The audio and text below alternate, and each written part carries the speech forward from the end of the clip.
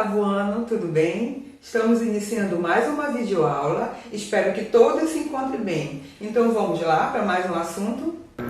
Olá, vamos para mais uma aula de ciências com a professora Ariana e hoje nós vamos estudar evolução das plantas. Livro do oitavo ano, capítulo 2, caderno 3. Os principais conteúdos que você vai ver são vasos condutores, sementes, flores, frutos, dispersão de sementes, tropismo. Origem das plantas. Gente, não tem como falar para vocês em planta, do reino Plantae, sem explicar um pouco sobre a perspectiva evolutiva desse grande grupo de seres vivos. De onde eles vieram, afinal de contas?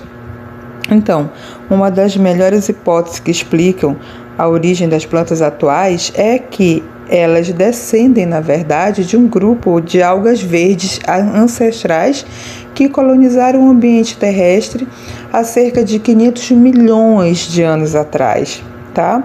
A partir desse grupo de algas verdes, surgiram pelo menos 4 grandes grupos de plantas. Então, na aula anterior, nós estudamos sobre isso, nós estudamos o tempo de evolução, nós estudamos esses 4 grandes grupos de plantas e hoje nós vamos fazer um apanhado geral para relembrar o que nós estudamos no capítulo 1, tá bom? Então vamos lá. Esses 4 grupos são as briófitas, as pteridrófitas, tá? As gimnospermas e as angiospermas, tá bom? Lembrando que já estudamos na aula anterior. As briófitas é aquele grupo de plantas que são bem pequenas, os musgos, que vivem em ambientes muito úmidos, tá? São umas plantas verdes pequenas, tá? Que dão em mudas, troncos de árvores.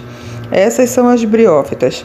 São provavelmente as plantas mais antigas que a gente tem, colonizando o ambiente terrestre. Depois surgiram as pteridrófitas, o grupo das samambaias, tá? Samambaia, como eu falei na aula anterior, provavelmente vocês conhecem. E depois das... Então, as gimnospermas, um exemplo, nós temos como pinheiro, que eu dei exemplo na aula passada para vocês. E por fim, nós temos angiospermas, tá? São plantas que apresentam flores, frutos, mecanismos de polinização que envolvem animais, diversos outros fatores, como nós vamos ver um pouco aqui para frente, tá? E esses são os 4 grupos de plantas principais. Então são as briófitas, pteridrófitas, gimnospermas e angiospermas. Bom, todas essas plantas provavelmente descendem de uma alga verde ancestral. Essa alga, tá? Essa alga verde, ela é um ser vivo aquático, tá? Então, quando ela decidiu colonizar um ambiente terrestre há 500 milhões de anos atrás, ela enfrentou uma série de problemas, como exemplo, dentro da água, ela não enfrentaria problemas, por exemplo, de desidratação, de secação, por exemplo. Então, uma das adaptações que ela teve que sofrer foram mutações genéticas, frutos de eventos aleatórios que permitiram essas algas conquistarem um ambiente terrestre. Elas desenvolveram raízes para sugar água do solo, acabaram ao longo do tempo desenvolvendo mutações genéticas que permitiram a elas desenvolver uma cera em cima das folhas, o que impede a perda excessiva de água.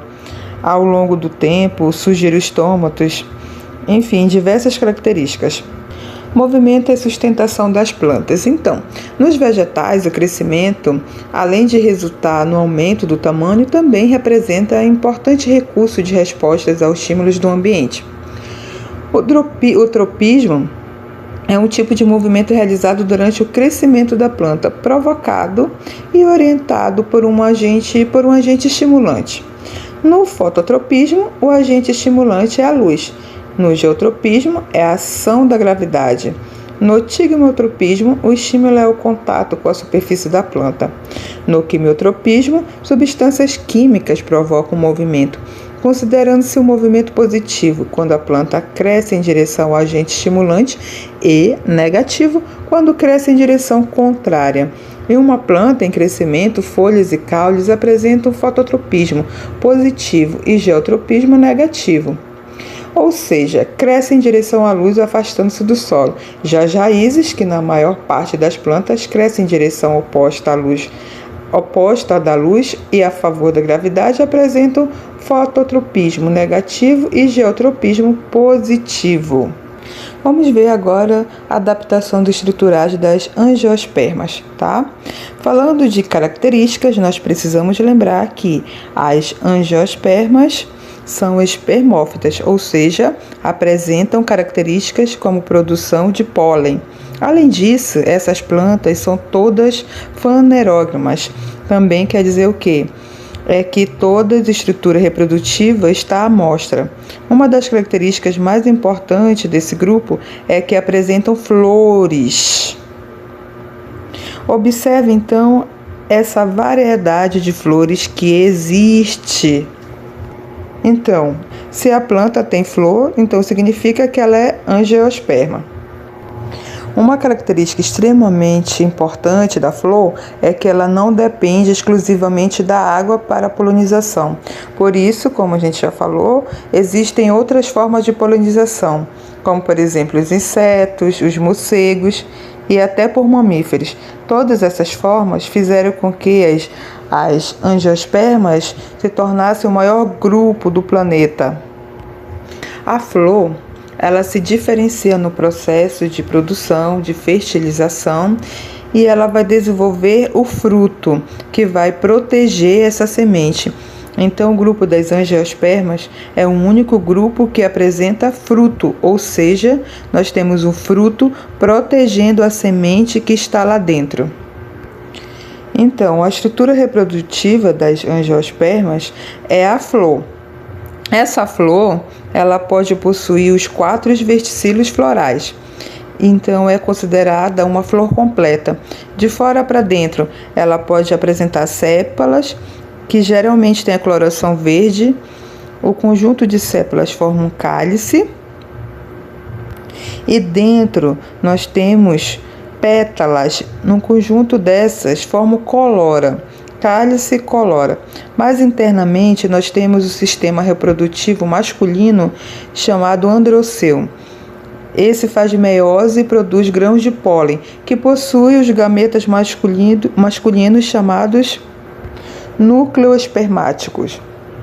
Mais internamente pode existir também o gineceu, que é o centro das atenções por seu sistema reprodutivo feminino.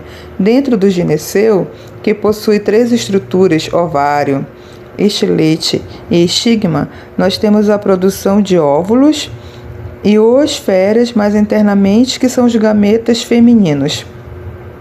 A flor que vai se reproduzir, ela utiliza o grão de pólen, que pode ser transportado pelo vento, pela água ou por animais. Esse grão de pólen vai chegar até o óvulo. No óvulo vai atingir uma cavidade chamada micrópila. E aí um núcleo espermático vai se estender, que é o tubo polínico. O outro núcleo espermático vai fecundar a oosfera. Pronto. Flor fecundada, eu vou originar um embriãozinho, tá? Que vai ser uma mudinha até a fase adulta. E essa plantinha, ela vai ser protegida pela semente, que é o óvulo. Semente é óvulo fecundado. Assim que o óvulo começa a se desenvolver, gerando a semente, eu tenho a produção de um hormônio chamado giberelina e outro hormônio chamado auxina. Errei, voltando. E outro hormônio chamado auxina. Então, vamos lá. Um hormônio chamado giberelina e outro chamado auxina. As paredes, então, do ovário começam a crescer, se desenvolver e formam um fruto. Então, vamos recapitular. Óvulo fecundado produz semente. Ovário desenvolvido produz fruto. Isso mesmo, então é isso. Só mais alguma coisa para falar? Vamos lembrar que as plantas, elas apresentam tamanho e estruturas diferentes. E também períodos de maturação diferentes devido à autofecundação. Então vamos ver quais são eles. Vamos lá. As plantas apresentam, por exemplo, o estigma ou antera de tamanhos variados. Por quê? O estigma sendo maior que a antera, isso faz com que evite o processo de autofecundação. Então, isso aumenta a variabilidade genética da planta. Esse processo é chamado de ergogamia, em que a parte feminina é maior do que a parte masculina, ok? Então, isso evita o processo de autofecundação. Além disso, a parte masculina pode demorar mais tempo para amadurecer. Isso vai fazer com que essa planta não aceite os próprios esporos, fazendo com que não haja autofecundação. Então, a fecundação tem que ser cruzada, aumentando o processo de variabilidade genética. E isso é denominado de dicogamia. Errei voltando. E isso é denominado de dicogamia. Bom, então é isso. Espero que todos tenham compreendido o assunto e não esqueçam de fazer atividade para fixarmos o assunto, ok? Até a próxima aula!